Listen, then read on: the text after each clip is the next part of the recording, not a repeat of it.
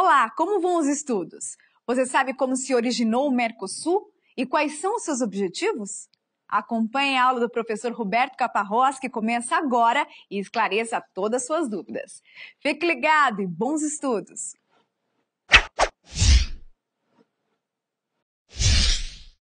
Olá, tudo bem? Sou o professor Roberto Caparrós, nós vamos trabalhar a matéria Comércio Internacional e nesse módulo vamos trabalhar a questão do Mercosul, as origens, os objetivos, como nasceu esse bloco que hoje congrega Brasil, Argentina, Paraguai, Uruguai e a Venezuela, que entrou recentemente no bloco e é um dos temas que podem efetivamente cair em concursos nos próximos tempos.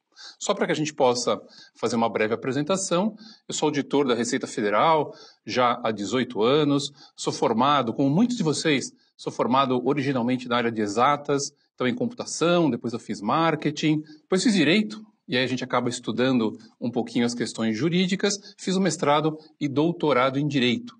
E durante muitos anos representei e represento até hoje a Receita nos grandes tratados internacionais ligados à área aduaneira, à área do comércio internacional. Tenho também o livro Comércio Internacional Esquematizado, que hoje, para minha satisfação, é uma obra de referência tanto para concursos públicos como para o mundo acadêmico, para faculdade, pós-graduação, mestrado e doutorado. Com base nisso, então, neste bloco, nós vamos trabalhar a questão do Mercosul, como o Mercosul surgiu, quais foram os seus antecedentes e em que ponto estamos neste momento. Veja só, o Mercosul ele é uma necessidade natural dos países aqui do sul da América. Por quê? Porque, basicamente, ao mesmo tempo, surgiram os grandes processos de integração econômica na virada dos anos 90. Você lembra, você sabe, que com o advento da queda do Muro de Berlim, da globalização, os países resolveram se aproximar. Então, quase que simultaneamente, nasceu aqui na América o Mercosul, liderado por Brasil e Argentina, mas também surgiu nos Estados Unidos o NAFTA, capitaneado pelos norte-americanos, ao mesmo tempo em que os europeus aprofundavam o processo de integração que redundou na criação da União Europeia. Portanto, nós temos um momento de bastante ebulição, de efervescência nas relações internacionais na virada dos anos 80 para os anos 90. E é isso que nós vamos acompanhar agora nos nossos slides.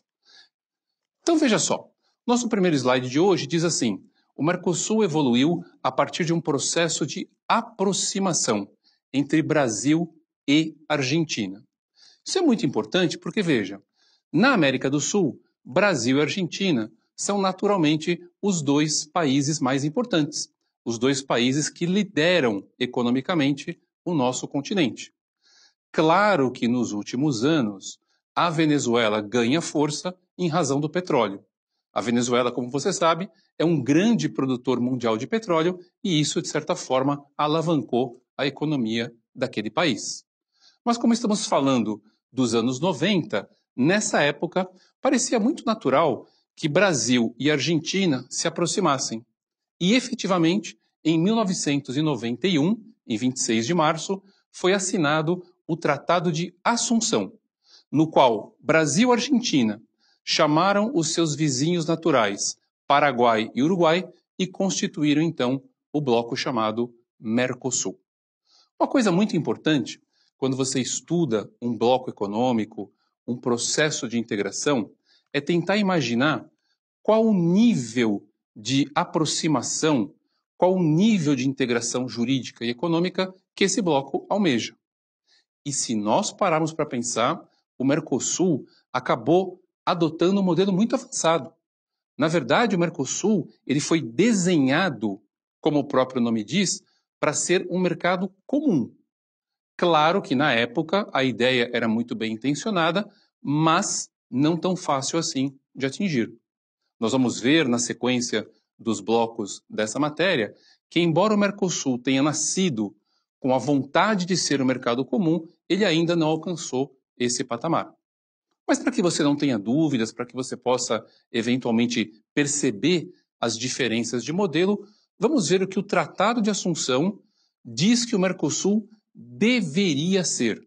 ou seja, qual o modelo que foi pensado em 91 para a integração dos países aqui na América. O tratado diz assim: quais são os objetivos do Mercosul? Primeiro caso, livre circulação de bens, portanto as mercadorias poderiam transitar livremente. Livre circulação de serviços, um profissional brasileiro poderia prestar serviços na Argentina e vice-versa. E mais ainda, livre circulação dos chamados fatores produtivos. Ou, se cair na prova, pode ser também fatores de produção. Aí você me pergunta assim, Roberto, o que são esses fatores produtivos? Basicamente, capital e trabalho. Capital seria a possibilidade de, por exemplo, nós, brasileiros, investirmos livremente dinheiro no Paraguai, no Uruguai ou na Argentina. E além do capital, quando você fala em fatores produtivos ou fatores de produção, liberdade de circulação de pessoas, o que é extremamente complexo. Porque aí você permitiria que um cidadão brasileiro pudesse, por exemplo, trabalhar livremente, sem nenhum tipo de objeção, burocracia, obstáculo, na Argentina, no Paraguai, no Uruguai e agora na Venezuela. Claro que esse objetivo ainda não foi 100% alcançado. Embora exista uma facilidade de circulação de mercadorias, embora alguns serviços possam ser prestados entre os países, não temos ainda esse fluxo migratório de pessoas e capital, como, por exemplo, na Europa já existe. Hoje, um europeu ele pode sair de Portugal e trabalhar livremente, por exemplo, em Londres, na Grã-Bretanha. No Brasil, na Argentina, no Paraguai e no Uruguai, isso ainda não está dessa forma. Portanto, para fins de concurso, para as provas, esse é o objetivo número 1, que é o mais importante e certamente o mais difícil, ainda não foi alcançado. Mas tem mais, olha só. O tratado diz eliminação das restrições incidentes entre o comércio recíproco. O que é isso? Quando você cria um bloco econômico, a ideia é liberar o fluxo de mercadorias, não colocando barreiras tarifárias, nem tampouco barreiras de ordem não tarifária. Isso, infelizmente, também não se concretizou ainda. Sabe por quê? Porque há uma série de exceções tarifárias, ou seja, listas de produtos que têm um tratamento tributário diferenciado. E isso nós vamos ver num bloco específico também sobre o Mercosul. Portanto, em relação a este segundo objetivo lá dos anos 90, ainda não alcançamos êxito total. E mais, o acordo dizia estabelecimento de uma tarifa externa comum. Isso nós chamamos de TEC, Tarifa Externa Comum. É uma lista com todos os produtos, como se fosse uma lista telefônica, e ali eu tenho as alíquotas de imposto de importação de cada produto. Isso existe no Mercosul, foi implantado a partir de 1994, mas tem o problema das chamadas exceções. Portanto, é um objetivo importante, típico de uma união aduaneira, só que também não foi 100% implantado até hoje. Que mais?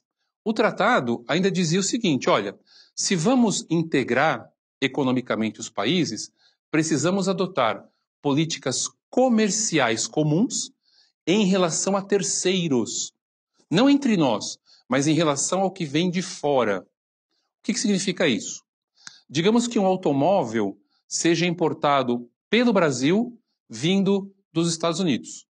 O tratamento dado a este automóvel, tributário, de controle administrativo, deveria ser o mesmo que este automóvel recebesse quando importado para o Paraguai. Também percebemos, passados 20 e tantos anos de Mercosul, que isso ainda não aconteceu. Porque hoje é notório você perceber pelos jornais, pela imprensa, que, por exemplo, um automóvel na Argentina custa mais barato do que no Brasil. Exatamente o mesmo carro. Então nós temos cargas tributárias diferentes, portanto esse modelo de uma política comercial comum também não está 100% implantado. E por fim, coordenação de políticas macroeconômicas e setoriais. O que significa isso? A ideia seria que todos os países do Mercosul trabalhassem no nível macroeconômico, taxa de juros, taxa de câmbio, controle da inflação, de forma coordenada. Cada um tem a sua política, mas essas políticas revelariam um interesse comum. Os níveis de juros, os níveis de câmbio e de inflação seriam conversados e negociados entre as partes. Dá para perceber, principalmente se você olhar para a situação brasileira, argentina, que são os dois países que lideram o bloco, que esse objetivo também não foi alcançado. Portanto, o Mercosul tem isso, né?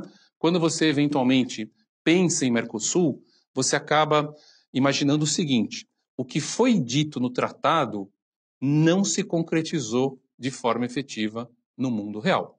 Os objetivos são muito interessantes, são muito avançados, mas a prática ainda não conseguiu alcançar esses objetivos. Muito bem. Eu disse aqui que o Mercosul nasceu, o tratado foi assinado em 91. Só que acontece o seguinte, veja só. Quando você tem um tratado que impacta de forma profunda os países, você sempre pensa num período de transição.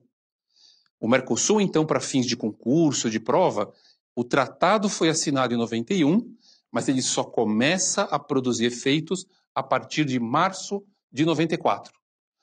Em 94, se estendendo até o final do ano, para alguns países, dezembro de 94, como você vê no nosso slide, aí sim o Mercosul começa a valer.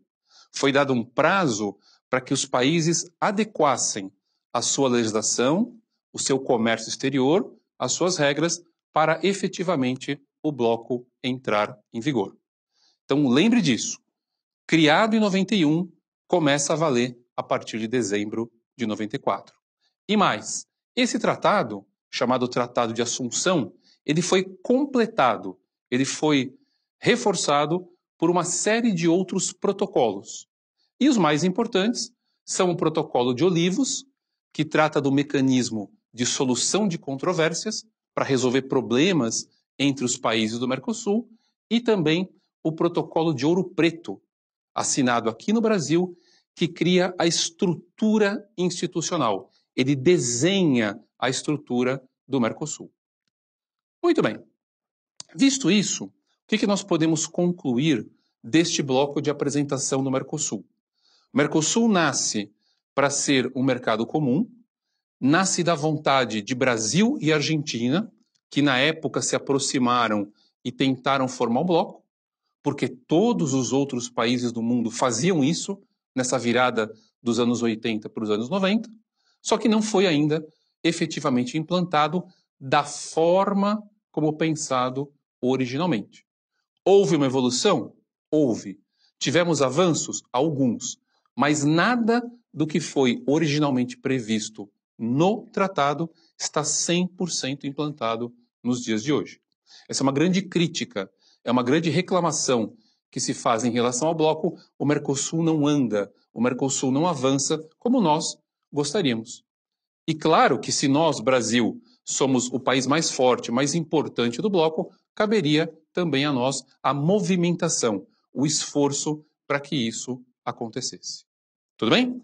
Então vamos trabalhar uma questão de concurso lá da ESAF 1998, ou seja, quando o Mercosul estava começando a funcionar, que diz o seguinte, olha, não constitui objetivo ou característica do Mercosul. Portanto, não constitui. Você terá 4 alternativas que são verdadeiras e ele quer a alternativa falsa. Letra A. Eliminação dos direitos aduaneiros, da cobrança de valores para importação e exportação e das barreiras tarifárias entre os seus membros. Essa alternativa parece bastante razoável. Quando eu crio um bloco econômico, eu quero justamente eliminar as barreiras para incentivar o comércio entre os países. Letra B. Criação de uma tarifa externa comum, aquela famosa lista com todos os produtos e as alíquotas de cada um. Me parece também que isso faz parte, como nós vimos, do acordo original do Mercosul. Letra C. Livre circulação de bens, portanto, mercadorias circulando livremente, e fatores de produção, exceto pessoas. Cuidado, hein? As bancas sempre adoram as pegadinhas. Exceto pessoas. Não. Inclusive pessoas. O Mercosul previu originalmente que as mercadorias, o dinheiro e as pessoas pudessem circular novamente. Então, este pedacinho final da frase, exceto pessoas, vai tornar a letra C incorreta e é justamente a alternativa que nós buscamos. Na letra D, coordenação de políticas macroeconômicas, juros, inflação, taxa de câmbio verdadeiro. E na letra E, realização de acordos setoriais. O que é isso, acordos setoriais? São acordos dos diversos níveis econômicos, das empresas, do setor de siderurgia, petrolífero e assim por diante. Quando os países se reúnem para formar um bloco, é super importante que os setores econômicos falem a mesma língua. E isso também é um dos objetivos lá do Mercosul. Portanto, o gabarito dessa questão é a letra C de casa. Por que a C de casa? Porque, como nós dissemos, a livre circulação de pessoas e de fatores de produção, ou seja, capital, mão de obra, faz parte dos objetivos do Mercosul. E a letra C dizia, não poderia ter essa circulação de pessoas. Na verdade, a ideia é que os cidadãos dos países do Mercosul pudessem circular e trabalhar livremente em qualquer lugar, o que ainda não foi implementado. Portanto, nesse bloco nós conhecemos as origens do Mercosul, as características que o bloco tentou estabelecer lá nos anos 90, que infelizmente ainda não lograram êxito. Ficamos por aqui e nos vemos no próximo bloco. Até mais! Se restou alguma dúvida desta unidade, acesse o campo Dúvidas Frequentes, logo aqui abaixo. E busque no fax, existe a resposta para o seu questionamento. É rápido e fácil. Não deixe passar qualquer dúvida e se prepare ainda mais para as suas provas. Até logo!